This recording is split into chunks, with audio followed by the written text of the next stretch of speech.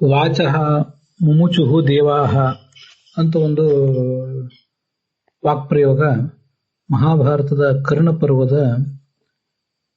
8ನೇ ಕರ್ಣ ಪರ್ವ. ಅದು ಅದರಲ್ಲಿ 34ನೇ ಅಧ್ಯಾಯದಲ್ಲಿ 111ನೇ ಶ್ಲೋಕದಲ್ಲಿ ಕೇಳಿ ಬರ್ತದೆ. ಜಯೇತಿ ವಾಚೋ ಮುಮುಚುಹು ಸಂಸ್ತುವಂತೋ ಮಹೇಶ್ವರಂ ತಥೋಗ್ರತಃ ಪ್ರಾದುರಭೂತ್ ತ್ರಿಪುರಂ ನಿಘ್ನತೋ ಅಸುರಾನ್ ಅಂತ.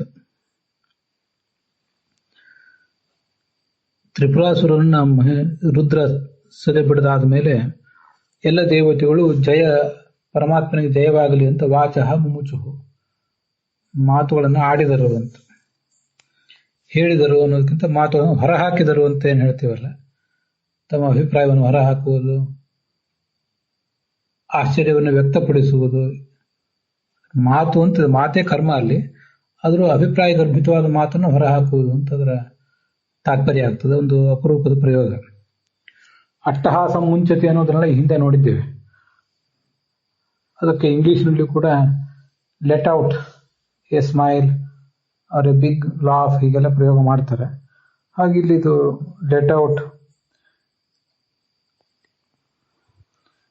ಎನ್ ಎಕ್ಸ್ಕ್ಲಮೇಷನ್, ಉದ್ಗಾರ ಅಂತ ಹೀಗೆಲ್ಲ ತಿಳ್ಕೊಬಹುದು ಅಂತ ಕಾಣಿಸ್ತದೆ.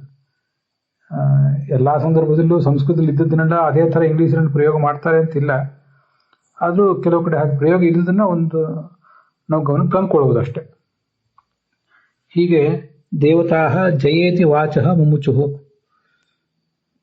ಕರ್ಣಪರ್ವ 34ನೇ ಅಧ್ಯಾಯ 111ನೇ ಶ್ಲೋಕ, ಕುಂಭಕೋಣದ ಪಾಠದಲ್ಲಿ.